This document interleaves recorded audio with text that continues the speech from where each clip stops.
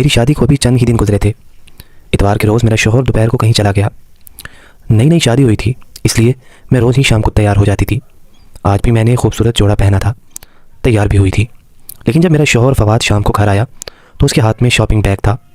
उसने वो shopping bag मेरे हाथ में थमाया और बोला कि इसे पहनकर तैयार हो जाओ। मैंने हैरत से फवाद की तरफ देखा। मैंने कहा, मैं पहले से ही तैयार हूँ। वो कहने लगा कि जो जोड़ा मैं अभी तुम्हारे लिए लाया हूँ उसे पहनो और तैयार हो जाओ। मैं शॉपिंग बैग लेकर अपने कमरे में आ गई। जब मैंने वो जोड़ा देखा तो देखकर मेरी आंखें दंग रह गई थी। वो तो बहुत ज़्यादा फैंसी और कीमती किस्म की मैक्सी थी। मैंने कहा, फवाद ये तो बहुत ज़्यादा फैंसी है।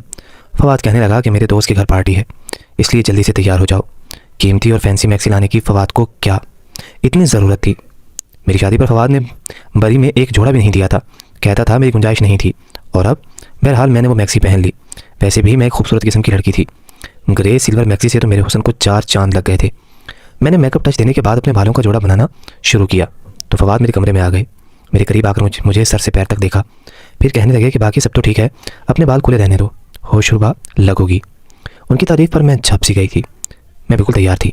मैंने बालों को खोल के ब्रश किया और अलमारी से बड़ी सी चादर निकालने लगी ताकि खुद को लपेट सकूं। ये देखकर फवाद ने मुझे फ़ौरन से टोक दिया। कहने लगे, ये क्या कर रही हो? कीमती मैक्सी का सारा लुक ख़राब हो जाएगा। मैंने कहा, फवाद मैं यूँ तो बाहर नहीं जा सकती, आप खुद देखेंगे मैक्सी काफ़ी तंग और चुस्त है। फिर उसका दुपट्टा भी नेट का है, जिसे लेना ना लेना बराबर है। फवाद कहने लगा कि मुझसे बहस मत करो, वैसे भी मेरा दोस्त अपनी गाड़ी और ड्राइवर भेज रहा है, तुम्हें घबराने की ज़रूरत नहीं है। कुछ ही देर में फवाद के नंबर पर किसी की कॉल आई थी। वो फ़ोन पर कहने लगा, हाँ हम लोग तैयार है। फिर मुझसे कहने लगे कि चलो ड्राइवर आ गया है। फवाद एक मतवास घराने से ताल्लुक़ रखता था। मेरा ताल्लुक़ भी ऐसे ही घराने से था। मैं जानती थी कि मेरा शौहर कोई लेन लाट नहीं है। फवाद के पास गाड़ी नहीं थी, एक पुरानी सी मोटरसाइकिल ही थी। घर भी छोटा सा था। शादी की रात ही उसने मुझसे कह दिया था कि उसकी तनख्वाह बस इतनी है कि महीने बाद में ख़त्म होगा और तनख्वाह पहले। मैंने भी कोई इतराज़ न किया था। शादी के इन 8 दिनों में मैंने फवाद से कोई भी फरमाइश नहीं की थी। वो अकेले ही रहते थे, छोटा सा फ्लैट था। मैंने शादी के अगले ही दिन किचन संभाल लिया था। फवाद मुझसे कहता था कि मैं शादी पर बहुत खर्चा हो गया है, इसलिए मैंने बरी नहीं बनाई और तुम्हें चंद माह यूँ ही गुजारने पड़ेंगे। इसलिए मुझे हैरत हुई थी कि जब फवाद की गुंजाइश ही ना थी तो इतनी कीमती मैक्सी लाने की क्या ज़रूरत थी, वो भी बस एक दावत पर। उसकी गाड़ी खूबसूरत इलाके के बड़े से बंगले के सामने खड़ी हुई थी। हॉर्न देते ही फ़ौरन से चौकीदार ने दरवाज़ा खोला था। पार्किंग एरिया में इस वक्त 3 गाड़ियाँ पहले से मौजूद हैं और चौथी हमारी थी।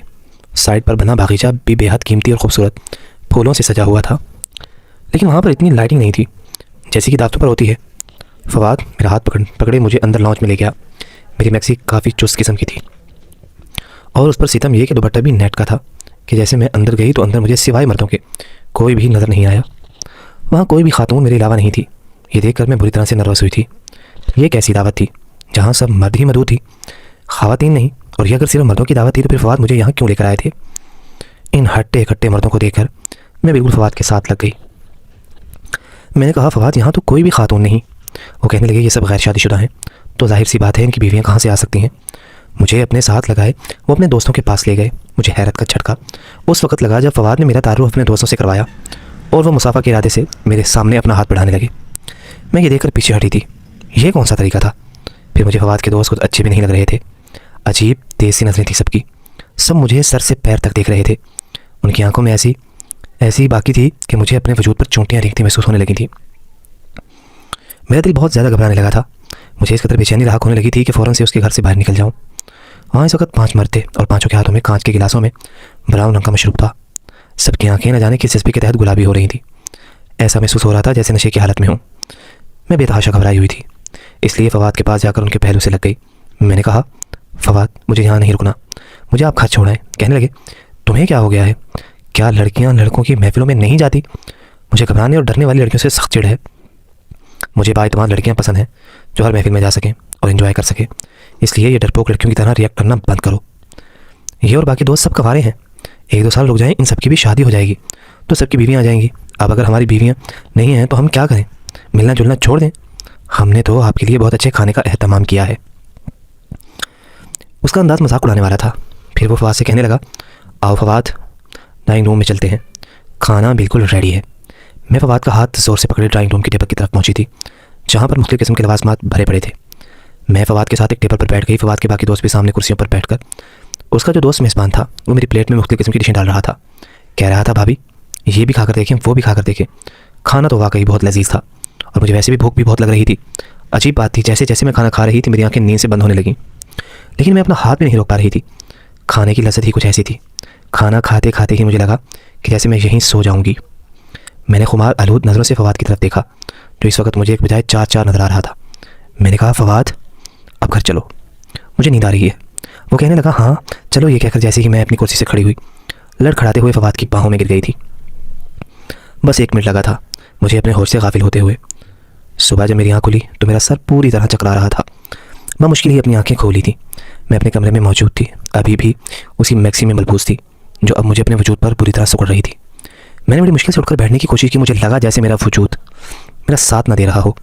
मेरे पूरे वजूद में दर्द की टीसें उठ रही थी। मुश्किल मैंने अपने दुखते वजूद को क्राउन से टेक लगाकर बैठने पर मजबूर किया था। पता नहीं क्यों मैं दर्द से चूर चूर हो चुकी थी। मुझे अपने अंदर एक अजीब सी कमज़ोरी महसूस हो रही थी। मैंने देखा मेरा सारा जेवर उतरा हुआ था और हाथों में जहाँ मैंने चूड़ियाँ पहनी थी वहाँ पर खरोंचों और ज़ख्मों के निशान थे। ये देखकर मुझे हैरत हुई थी।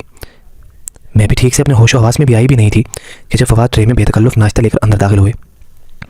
बहुत खुश लग रहे थे। मुझसे कहने लगे, देखो आज मैं तुम्हारे लिए पूरी हलवे का नाश्ता लाया हूँ। मैंने कहा, पता नहीं फवाद, मेरे जिस्म में बेतहाशा दर्द है। मेरी बात पर वो फिक्रमंद होने के बजाय मुस्कुराने लगा।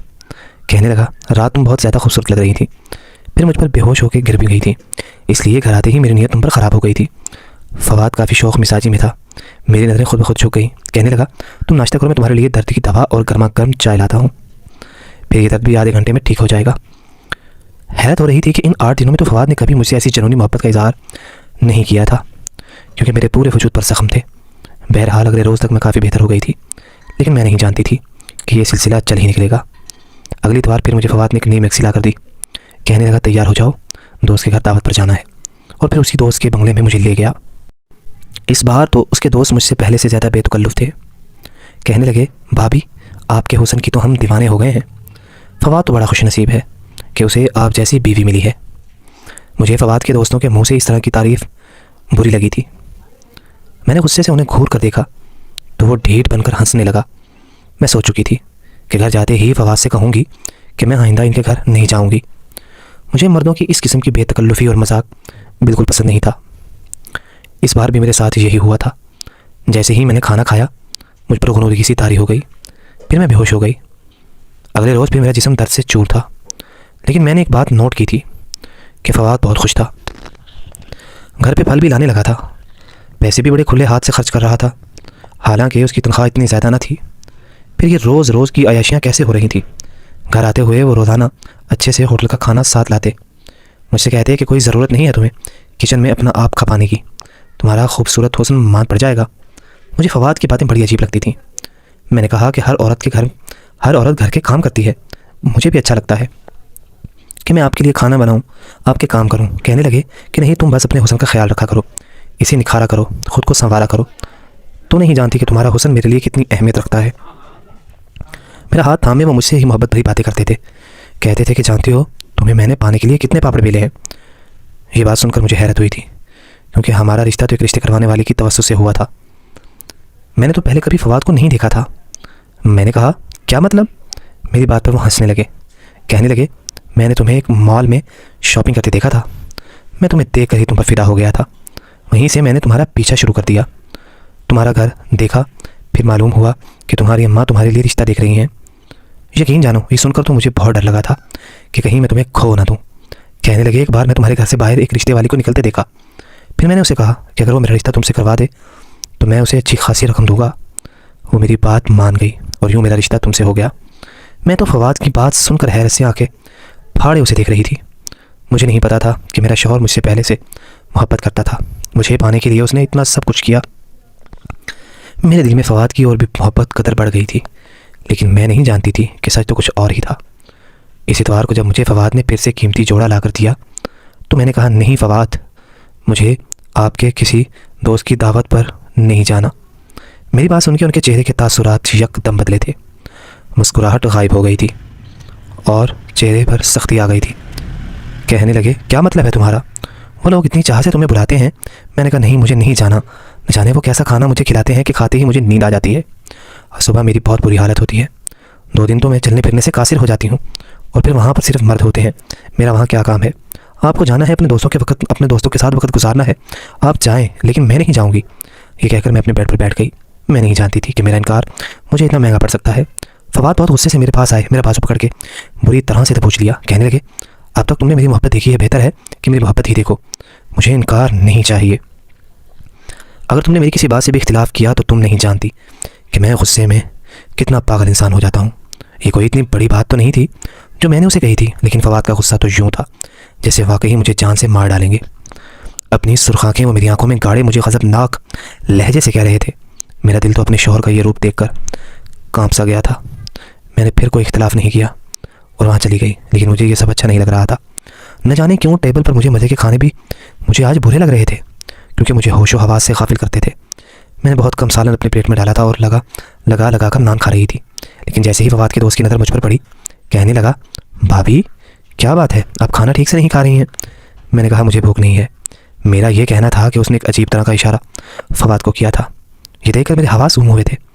फवाद ने सामने पड़ी बिरयानी से मेरी प्लेट भर दी। कहने लगे थे, पूरा ख़त्म करो। वो घूरती हुई नज़रों से मुझे कह रहे थे। मैंने बामुश्किल ही वो चावल ख़त्म किए थे और खाते ही मेरी वही हालत हो गई थी। अब तो मुझे फवाद पर भी शक होने लगा था। अगली इतवार आने से पहले मैंने तबीयत ख़राबी का बहाना किया और मैके चली आई। मेरी छोटी बहन के रिश्ते की बात तय हो गई थी। छोटी सी मंगनी की रस्म घर पर ही थी। मेरी बहन शॉपिंग पर गई तो मुझे भी साथ ले गई। वही मेरी मुलाकात फवाद के उन 5 दोस्तों में से एक के साथ हो गई। वो बातों के दौरान बार बार मेरी बहन को देख रहा था। कहने लगा, भाभी इस बार हमारे घर आएँ तो अपनी बहन को भी ज़रूर साथ लाइएगा। ये भी आपकी तरह बड़ी कमाल चीज़ है। मुझे उस शख्स की बात बहुत बुरी लगी। मेरी बहन भी उसे घूर कर देखने लगी। मैंने कहा, आपको तमीज़ नहीं है बात करने की? मेरा लहजा बुलंद हो गया था। आसपास गुजरने वाले लोग भी वहीं खड़े हो गए कि उस शख्स को भी गुस्सा आ गया। कहने लगा, तमीज़ का मतलब पता है तुझे? हम औरत देखकर तमीज़ करते हैं और तू इस काबिल नहीं कि तेरी इज्जत तो तमीज़ की जाए। मैंने कहा कि ज़ुबान संभाल कर बात करो। वो कहने लगा, क्यों, सच बहुत चुभ रहा है तुम्हें? तुम 2 टके की औरत हो और मुझसे तमीज़ की बात कर रही हो। ये लफ्ज़ सुनकर मुझे उस पर इतना गुस्सा आया कि मैंने एक ज़ोरदार थप्पड़ उसके मुँह पर दे मारा। उस थप्पड़ की गूंज जिसने सुनी, तमाम लोग वहाँ खड़े हो गए। कुछ कहने लगे कि मोहतरमा, अगर इस शख्स ने आपके साथ बदतमीज़ी की है तो हम इसकी तबीयत अभी साफ़ कर देते हैं। कुछ नौजवानों ने आज सीने चढ़ा ली थी। मेरा तो यही जी चाहा कि कहूँ कि मुंह तोड़ दो इस शख्स का, जिसे औरत से बात करने की तमीज़ तक नहीं है। मैंने सोचा कि घर जाके फवाद को जाकर इसकी हरकत बताऊं। वो लोग कितने बदतमीज़ हैं और वो हर इतवार मुझे ज़बरदस्ती इनके घर लेके जाता है। उनकी नज़र में तुम्हें किसी बहन बेटे की इज्जत ही नहीं है। इससे पहले कि वहाँ खड़े नौजवान उस शख्स की अच्छी दुर्गत बनाते, वो कहने लगा कि ये बाजारू औरत है, जिस्म फरोशी का काम करती है और मैं इसका गाहक हूँ, बस यहाँ पर तमाशा बना रही है। मेरा ये सुनना था कि मेरे होश उड़ के रह गए। मैंने कहा कि ये बकवास कर रहा है। वो ये सुनकर कहने लगा कि तुम एतवार को क्या करने हमारे बंगले पे आती हो, वो भी तब जबकि तुम जानती हो कि वहाँ तुम्हारे अलावा कोई औरत नहीं होती। इसके बाद जो बात उस शख्स ने मुझसे कही, मेरा दिमाग चकरा कर रह गया। कहने लगा, अगर मेरी बात पर यकीन ना हो तो इस बार आना इतवार को हमारे घर, तुम्हें मैं अच्छा सबक सिखाऊंगा। तुम्हें तुम्हारी सही औकात दिखाऊंगा कि तुम क्या हो। मेरी बहन मेरी शक्ल देख रही थी और मैं यूँ थी कि पत्थर बन चुकी हूँ। बहुत से लोग मुझे अजीब सी नज़रों से देखते हुए वहाँ से चले गए। वो शख्स गुस्से से फिर भरा पड़ा था, मुझे घूरता हुआ वहाँ से चला गया। मेरी बहन ने मेरा हाथ पकड़ा, मुझे घसीटते हुए बाजार से बाहर ले आई। कहने लगी, आप ही ये सब क्या बकवास कर रहा था? मैंने कोई जवाब नहीं दिया। मेरा तो दिमाग चकरा रहा था। मेरा जी इतना घबरा रहा था कि जैसे अभी मेरे दिल को कुछ हो जाएगा या फट जाएगा। मुझ पर अजीब सी बदहवासी तारी होने लगी थी। मेरी बहन मेरे गैर हालत देखकर मुझे मैके ले गई, लेकिन मुझे वहाँ भी चैन नहीं आया। मैं फ़ौरन से अपने घर चली गई। घर गई तो फवाद का मूड बहुत ख़राब था। कहने लगा, रह लिया अपनी माँ के घर, अब अगर तूने मैके रहना हो तो तुम वर्किंग डे में जाकर रहना। एक इतवार ही की तो छुट्टी होती है, मुझे वो भी तुम मेरा बर्बाद कर देती हो। मैंने कोई जवाब नहीं दिया था, क्योंकि मैं कुछ भी कहती तो वो गुस्से से फिर भड़कता और मुकर जाता। इस बार मैंने जो कुछ खाया था सब कुछ बाहर आ चुका था, इसलिए मुझ पर नशे का असर नहीं हुआ था। मैं बाहर आई और बेहोश होने का नाटक करने लगी। फवाद ने मुझे अपनी बाहों में लिया, कमरे में ले गया, मुझे बेड पर लिटा दिया। वो भी कमरे में आया ही था कि उसके दोस्त भी कमरे में आ गए। फवाद कहने लगा कि इस बार मैं डबल कीमत लूँगा। जो अशर तुम लोग रात भर मेरी बीवी के साथ करते हो, वो अब बीमार रहने लगी है। तुम लोगों के दिए हुए पैसे आधे तो उसकी दवाई और डॉक्टर के खर्चे में चले जाते हैं, मुझे क्या फ़ायदा हुआ। उसके दोस्त कहने लगे कि हमें मंजूर है, तुम इसकी जितनी चाहे कीमत ले लो। मेरा जी चाहा ज़मीन फटे और मैं इसमें समा जाऊँ। मेरा ही शौहर मेरी इज़्ज़त का सौदागर था। शौहर तो बीवी का मुहाफिज होता है, उसे गंदी नज़रों से बचाने के लिए वो दस्तों गिरेबान होने से भी गुरेज नहीं करता। ये कैसा शौहर था जो मेरा ही सौदा कर रहा था। इससे पहले कि वो लोग मेरे साथ कुछ भी गलत करते, पुलिस मोबाइल का हॉर्न बंगले के बाहर बजने लगा। ये सुनकर वो सब घबरा गए थे। मैं यहाँ आने से पहले पुलिस को सारी इन्फॉर्मेशन दे चुकी थी। जब तक पुलिस अंदर आई मैं उठकर बैठ गई। मुझे यूं बैठा देखकर फवाद और बाकी मर्दों के भी रंग उड़ गए। मैंने अपने शौहर को गिरफ्तार करवा दिया था, क्योंकि उसे खूबसूरत लड़की चाहिए ही इसलिए थी कि जिसे वो कैश करके पैसे कमा सकता। फवाद जेल में बंद था और इसी दौरान मैंने खुला का मुकदमा दायर कर दिया था। मुझे तलाक भी हो चुकी थी, लेकिन मुझे अपने माँ बाप से एक शिकवा था। मेरी शादी और रिश्ता करने से पहले उन्होंने ये तो देखा कि लड़का अकेला है, मुझ पर घर की जिम्मेदारियाँ नहीं होंगी, सास ससुर के ताने नहीं होंगे, लेकिन ये नहीं देखा कि वो करता क्या है। खुदारा अपनी बेटियों को भी ब्याने से पहले अच्छी तरह तफ्तीश कर लिया करें कि कहीं कोई फवाद जैसा शख्स उनकी ज़िंदगी में शामिल ना हो जाए।